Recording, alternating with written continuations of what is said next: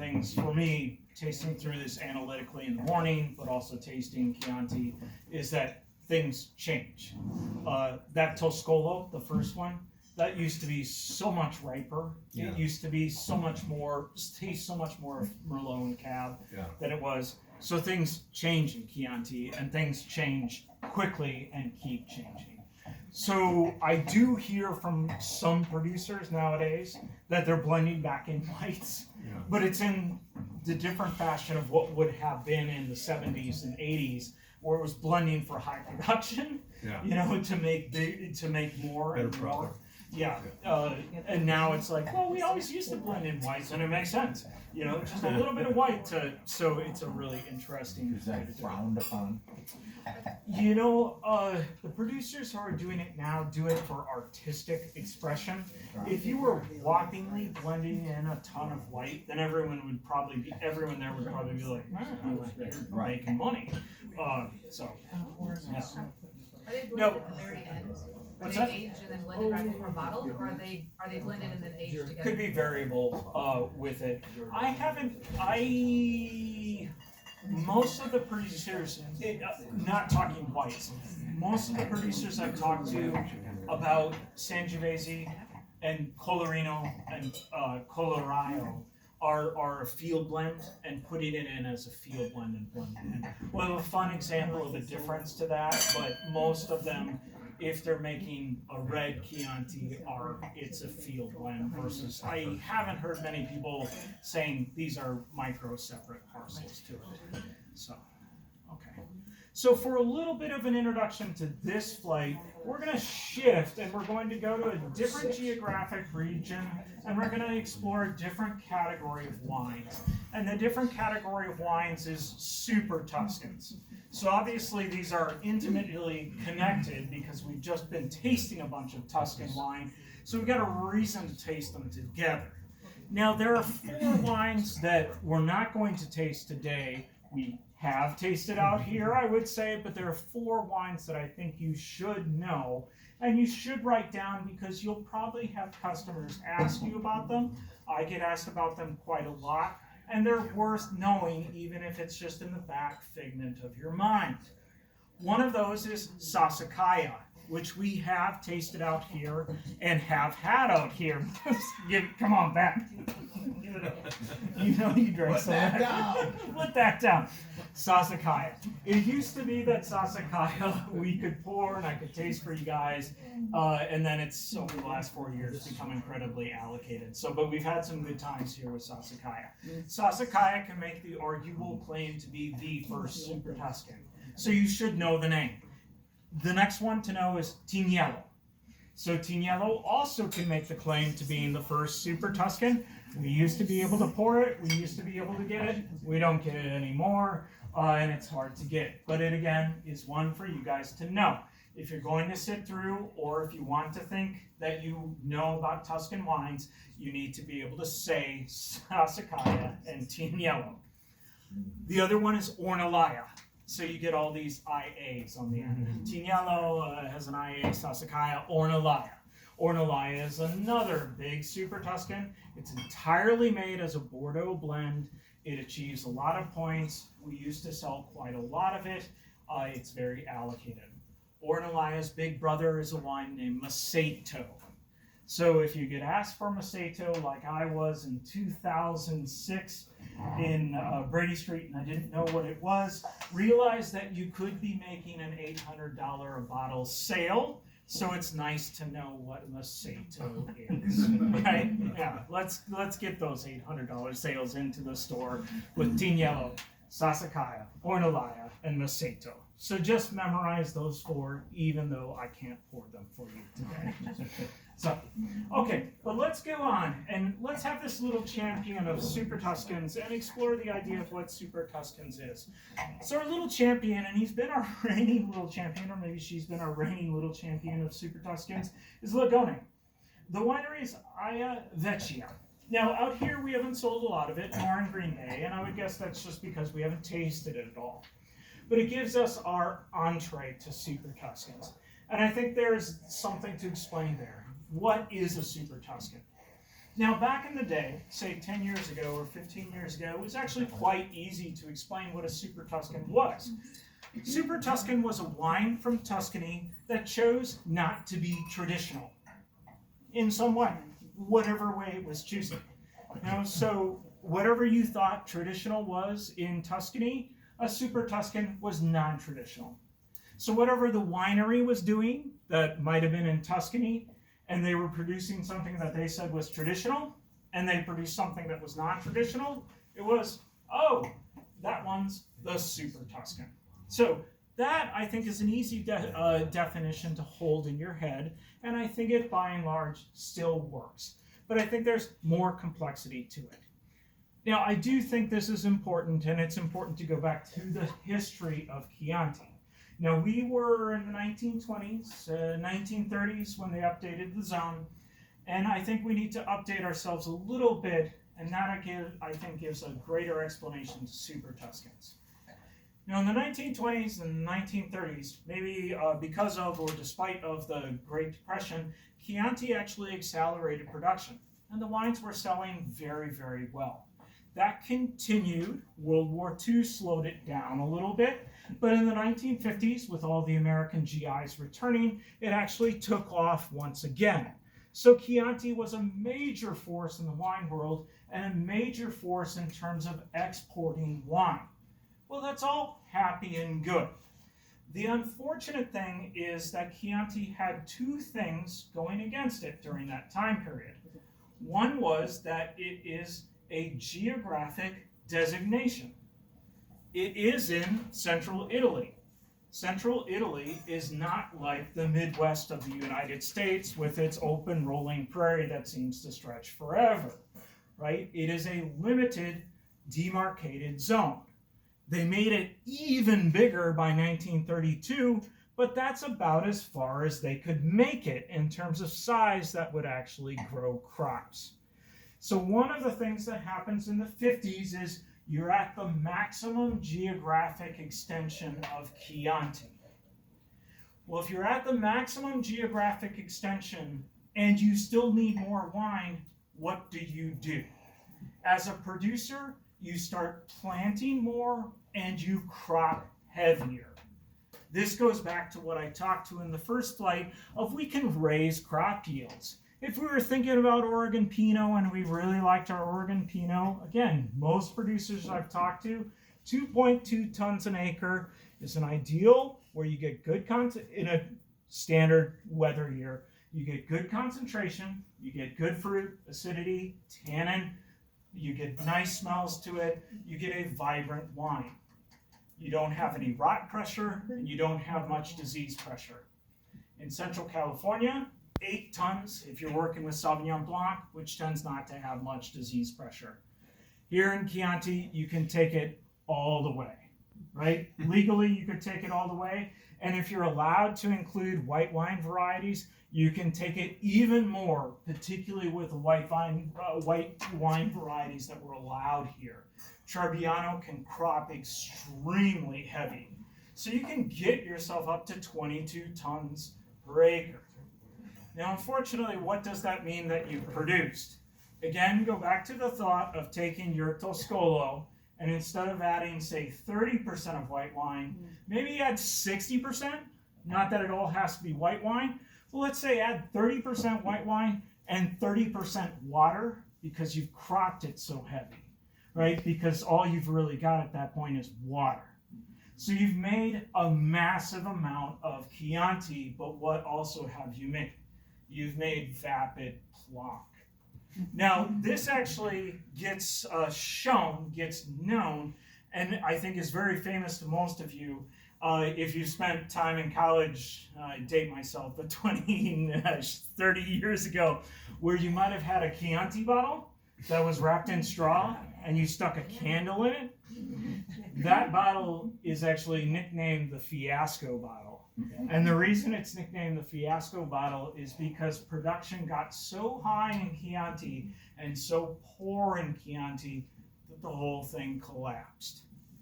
There was one other mitigating factor that happened here, which is that in the late 1950s, early 1960s, Chianti finally ended sharecropping. Now, we have visions in America, US, of sharecropping. I don't know what it was like in Italy, but I can think of what I know about, thinking about the American South and sharecropping, and that continued in Italy, in Chianti until 1960. So until 1960, there was sharecropping, meaning people who worked the land did not make any profit from the land, and it went to literally the lords, because they were still lords of the land. Well, what happened in 1960 is the end of sharecropping. So me as an Iowa farmer, I don't owe you as a landlord. I don't have to work your land. I can leave and finally go to the big cities and pursue an education and something else. I don't have to be an agricultural worker. That actually, if we're going to go and taste further south in Italy, one of the major pushes post-1960 up until the 1990s of Italian governments was getting rid of the Mezzogiorno sharecropping system in southern Italy. So in Chianti, though, sharecropping ends in the 60s. So what does this all mean? We're producing the shittiest of shitty wines that we could ever, or the most vapid of all wines that we could be in Chianti. There's high demand for them, but they're plonk. We've also lost all our labor force because they're not going to work for pennies on the dollar, and the situation collapses. Well, I'm taking too long, so you guys just keep drinking that Lagone. I'll keep drinking the Lagone here. I'll get started. A man steps in, and his name is Antinori. He has a brother named Ludovico, and it happens that Ludovico, since the 1950s, really since the 1920s, has been making a wine in Tuscany, but on the Tuscan coast.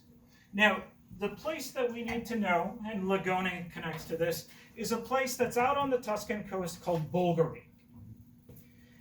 So Ludovico Antinori, actually since the 1920s, has owned a stud farm, horses, out in Bulgari.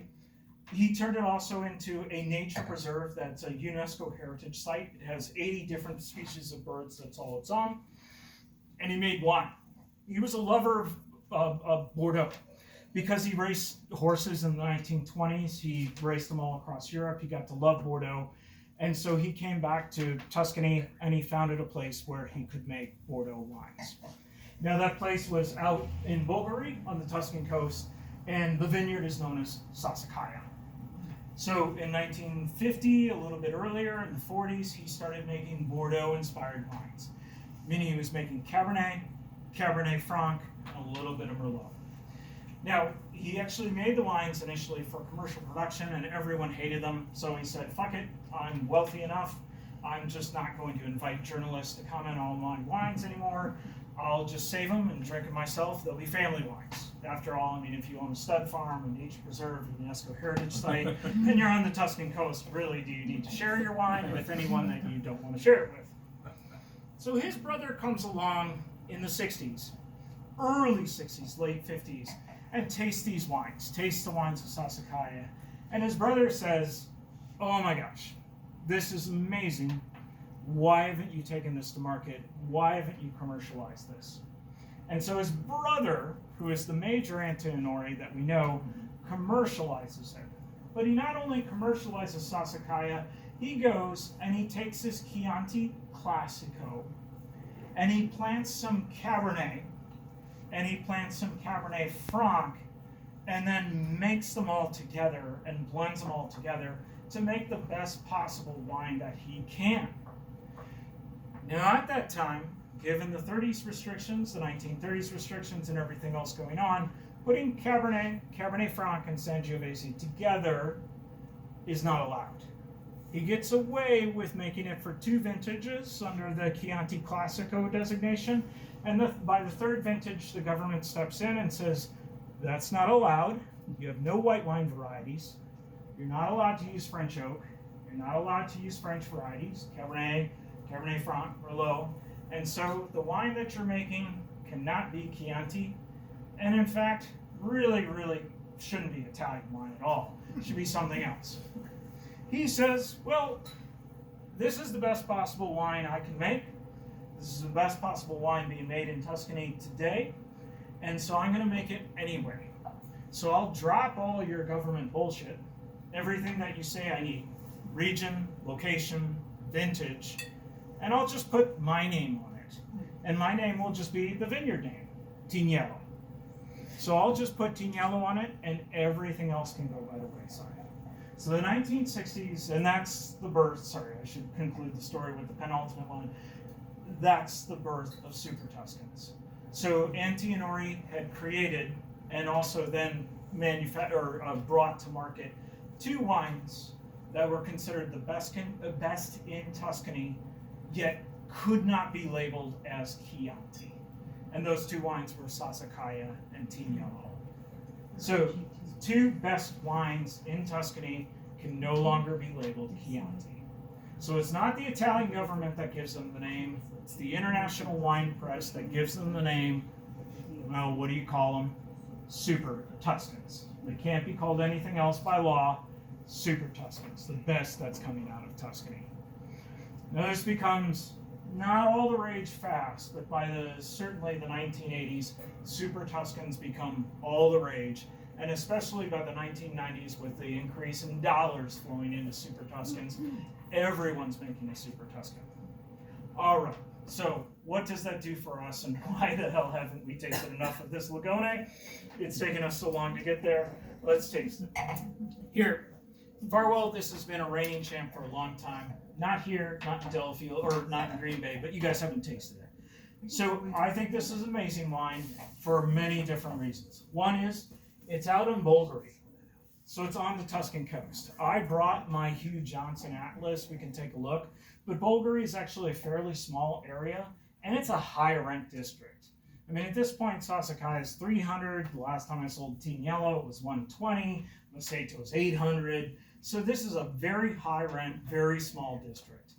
These people at Aya Vecchia is the winery, were selling all their fruit until 1995 when they started making their own wine. Now, you can try and look it up as I have, but this is a blend. It's Merlot and Cab Franc. So it is purely international varieties. I would guess that they don't want to give the proportion of Merlot because Merlot is a little bit sacrosanct right now. So you can just say it's Bordeaux varieties if you want. It's funny to me to taste this. This is a 20th anniversary edition. This is a little bit more structured, a little bit more serious than I've known it to be. In the past, it's been more oaky, more full-bodied, more powerful, but still, it's $14.99 compared to where its neighbors are at $300 a bottle, at $120 a bottle, at $800 a bottle. So if someone's looking for a Super Tuscan, this is a beautiful wine to do. This is also fresh and young, so give it a couple years in your cellar. It's dramatic.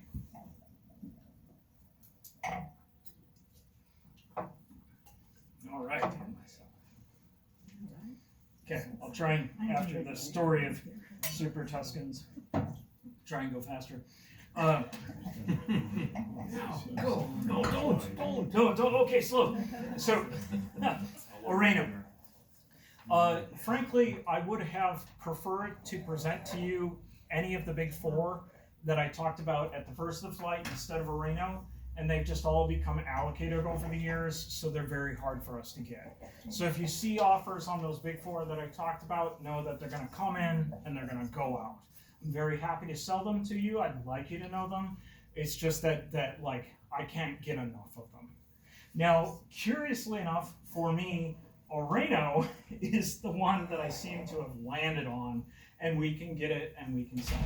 Curiously enough, because I don't personally have like any, skin in the game in terms of Oreno. I haven't sold it for many years. We've sold it for many years, but we've always sold it just because it's a really robust Super Tuscan. So I'm pouring it for you because this is important commercially for Waterford. A lot of our customers really love it, and quite frankly, it's really amazing. And we often get it at a big discount. So I think it lists at $120, and we occasionally have sold it for $59.99. This vintage, we're not selling it for that, but on occasion, if you see it, at least you know what you're talking about, knowing with customers.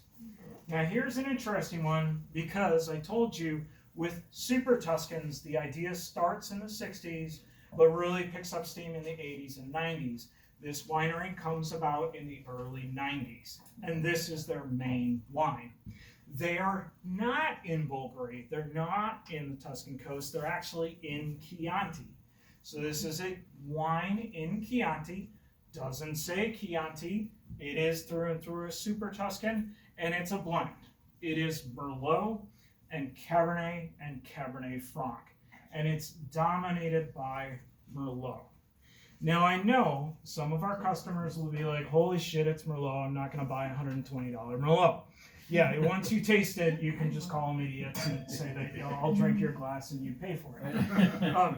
But one thing I would say here is my experience has been in the in Bulgari, and also in Tuscany, Merlot does exceptionally well.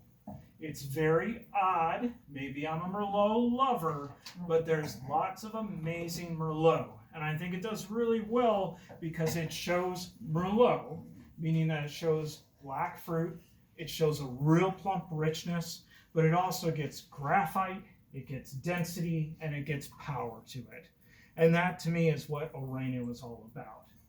Now I think if you taste the Lagone and then taste back to the Oreño, my hope is that you can realize there's definitely a price difference going on with these wines. Oreño is through and through modern, and they make it to be a thoroughbred. You know, Lagone may be aiming for really good and super tasty. Oreño is aiming for the top of the charts. They want to be one of the best.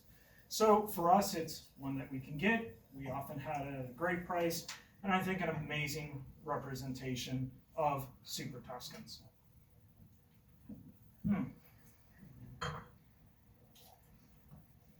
Oh, that's not that. Okay.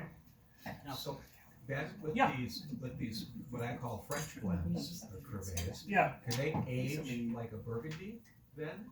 No, like a Bordeaux. Like Bordeaux? Okay. Yeah, because they're all Bordeaux based. So, and some age better than others. So, but one of the interesting things about Sassicaia, and I'll try and keep this short, Sassicaia and Ornelas are made in polar opposite styles. If you ever get to taste them side by side, Sassicaia is very traditional and very savory and very old school Bordeaux and tart and mineral. Ornelas is a lot of new oak, a lot of plushness, a lot of richness to it. So very opposite of styles on those two. So it's interesting to have tasted them back and forth and see where people go. I can tell you that with most of these wines, these two, Lagone and Oreño, I've been tasting them for years, and they've actually leaned down. They used to be bigger, you know, like the big ballerina that could really dance sexy. They used to be kind of in that way. And I think, sorry, that was sexist. Just drink more, okay? There's a lot of vanilla that's coming. You won't remember that comment. They've leaned down, and I think that's kind of what's going on in Chianti, and we'll talk about that, if I remember, 10 more wines later. So, okay, so let's go to Isole Iolina Ciaparello. This was a bonus wine. It was very nice. It's the final wine of this flight. It's very nice that Left Bank agreed to have us taste this one. Wisconsin got 60 bottles of this vintage. Waterford has sold 58 of them, so there's a little bit more remaining. It's a very important wine to us and a very important producer. Now, how I'd like to posit it to you is this wine is first made in 1982. Now, I have actually met Paolo De Marchi, the man who makes this wine, and owns Isole Iolina. I'm sorry, I should back up. Isole Iolina is the winery. We have their Chianti Classico. Paolo De Marchi is the owner and winemaker, and this wine is named Ciaparello. So just like Antinori made Tignello, and Tignello is the name of the wine, or Ludovico Antinori made Sassicaia, Paolo De Marchi at the winery Isole Iolina makes Ciaparello. Now, Paolo De Marchi has an interesting thought process that goes through his head in the late 1970s, and it's a fascinating one that I think you guys should explore, which is, okay, if we're thinking of super Tuscans in the 1960s and the 1970s, and we're thinking of them as we just talked about, that these are wines that have French varieties blended into them. Maybe we're not even thinking French. But these are wines that have Cabernet, Merlot, Cabernet Franc blended into them. Those are grape varieties that are not indigenous to Italy. And in fact, they are all French. So if essentially what we're doing is we're blending in non-Italian grape varieties into Tuscany, and then we're saying those are the best possible wines that Tuscany can make, what are we actually saying about Tuscan wines? That we need French varieties to correct or make better our wines?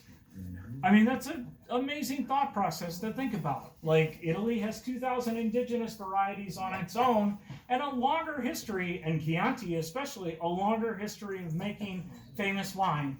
Why do we need to blend in French grapes to make the best wine out of Tuscany? Now, Paul DeMarchi as a man would not say that to you. He's a little bit more demure than I just presented, but I think that's the conception of this wine, Ceparello. And the conception was that he can make 100% Tuscan wine, he can make 100% Chianti wine, he can make a wine that will eventually be labeled as 100% Chianti Classico wine, and it will be 100% Sangiovese. So it'll be 100% of an Italian grape made in Italy, and it will be his top wine. So you see the artistic difference there. The artistic reference is entirely different than what the other Super Tuscans have gone about doing. So this one was first made in 1982. It's 100% Sangiovese. It is 100% from Chianti Classico, and it is 100% or has been 100% new French oak. Now, it's amazing to think about, but when this wine was first made in 1982, those two last things I said disqualified it from the Chianti appellation. In 1982, you could not make 100% of a Sangiovese and call it Chianti. So if we wanted to make this wine and call it Chianti in 1982, we'd have to get our good old friend, the La Spinetta Vermentino, and blend in 20% of it, and we'd be there. But the other thing is new French oak. So what I mean there is what Italians would call barrique. If you've been to Napa Valley, it's the same size of barrel that they use in Napa Valley. It sits about yay high. They put Cabernet in it, usually for 2 years. That's what Italians call barrique, new French oak. In 1982, the usage of new French oak was illegal. So both of these things disqualified Ceparello for being called Chianti or Chianti Classico. And so hence, like Tignello, and like Sassicaia, and Ornellaia, and Maceto, and countless others, he dropped the designation in favor of a proprietary name, so Ceparello. So even though it shares the designation of Super Tuscan, the artistic expression is entirely different from, or the intellectual conception of this wine is entirely different from what the others were going for. Now for us, I said, if you think about the flavor profile of these wines, one of the remarkable things to think about in this flight is how the flavor profile has changed so dramatically. And that's actually why I stacked these wines in the way I did. Lagone does not taste like Arginina. Lagone also does not taste like Oreno, right? And Oreno doesn't taste like anything else. And then you hit this guy, which doesn't taste like Oreno or Lagone at all. And so I think one of the things that you can now ask yourself, especially if you go on tour and visit there, is what does Chianti taste like? Here you have a wine, all Tuscan varieties, but with French oak. You just had a wine that's all Tuscan, but with French varieties and French oak. And then you've had wines that are all Tuscan, the traditional oak, which is actually Slovenian. They all taste different. So, what does it mean? Right here, a beautiful wine. Now, we sell a lot of Ceparello. It comes and goes. It's really important to us. But I do have a funny story. Paolo DeMarchi visited, and he was doing a wine dinner at Restaurante in Tosa. And I was like, oh, you know, I love your wines. I've had your wines for a long time. I love Chaparrello.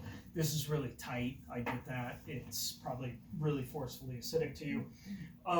And he makes a separate line of wines that are called Paolo di Marchi. He actually has another estate, but he makes a separate set of Tuscan wines that are Paolo di Marchi, and they're actually all French varieties. So he makes a wonderful Chardonnay, he makes a wonderful Cabernet, and we were selling Cabernet, the 01 Cabernet at the time. And I said, oh gosh, you know, we love the 01 Cabernet. When might we get back the 01 Paolo di Marchi Cabernet, or the next vintage of Paolo di Marchi Cabernet? When can we see the next vintage of that? And he said, well, 2 was bad, and 3 was also bad in terms of cropping on the Cabernet. Sangiovese came in fine, the Cabernet later, so not as much. So I just blended it all into the Chaparrello. So here you get the behemoth of Tuscany is Sangiovese, is the best grape variety, makes the best wine of Tuscany, and occasionally they throw in some Cab. Okay. Hot mess. Hot mess. All right. Crognolo is next. I know this was a lot. I'll go fast. Crognolo is the baby brother to Oreno. So the winery that makes Crognolo and makes Oreno is Tenuta Setaponte.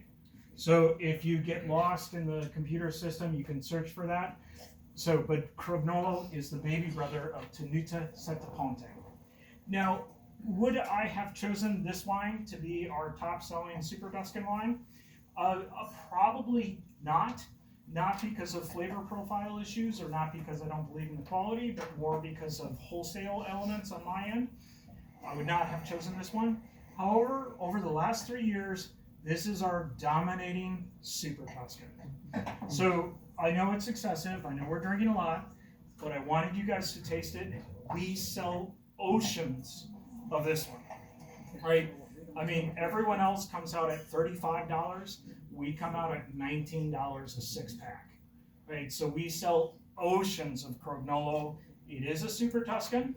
If you remember Oreno, where Oreno is almost all Merlot with some Cab and Cab Franc, this is actually almost all Sangiovese with some Merlot. But it does hit, when we go deep on it, $19.99. Wanted you guys to taste it so you know it. If you have people asking for it, again, we sell oceans of it. So I think it's delicious. If it was $35, I would probably choose a different Super Tuscan. But at $19.99, we're the lowest in the United States.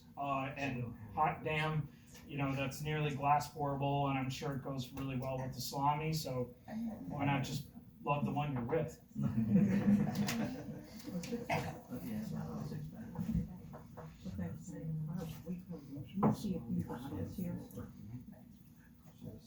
Okay. That brings us to this guy. So you should all have Miravaglia and the Maestro. Again, I know this tasting is excessive, and I'm glad this ends our Super Tuscan one. It's on the sheet, right? I wanted you to taste this one because I think this points us in a new direction for Super Tuscans. So we've talked about the famous ones, we've talked about ones that are commercially important to us, but there's also a question of what is next and where are they going. Now, how to position that is, if you think about the 1960s and 70s with the growth of the original founders and doing well, revolutionizing Chianti in terms of international varieties, 70s and 80s into the 90s, making more and more Super Tuscans, bringing much more money back into the region. Then also with the change in the 1990s, led by Paolo di Marchi with the start of Chaparrello, of changing to Italian varieties, the question is, what's next? What's the big thing? And I think the question is posited not in a commercial way, but in what works best in these soils? What grape variety works best out of all that we're working with? Now, of course, if we're in Chianti, the answer is probably solved, and that would be Sangiovese, but we're going to investigate that in the fifth flight, I think. Here, we're back down in Bulgari, which is out on the Tuscan coast, And so the question becomes more complicated because the tradition of the Tuscan coast is actually all French varieties. Sassicaia was the first winery out there. They were the only winery out there for 20 years, which means that traditionally, in that swampland, they planted French varieties. So what many producers now tout as the next big thing in Bulgari, which is the home of Super Tuscans, is the grape variety Cabernet Franc. So this is Cabernet Franc. I actually happen to love it. I think it also does still call into question our flavor profile difference, because this definitely smells differently than the others. It's greener than the others. It also tastes differently than the others, intending to be more direct and linear on the palate. But it's the, I think, next new thing that is coming. So that's why I wanted to pour you this one, Cabernet Franc from Bulgari, the next big thing in Tuscany. What else is in there? Is this straight Cab Franc? Straight Cab Franc, yeah. Again, for us, because we like it confusing, Miravaglia is the name of the winery. They make this one, which is called the Maestro, and they make one called Rosso. The Rosso is Cabernet Franc, Merlot, Cabernet Sangiovese. Also made in Bulgari. It's about $30. So there are two. This is All right.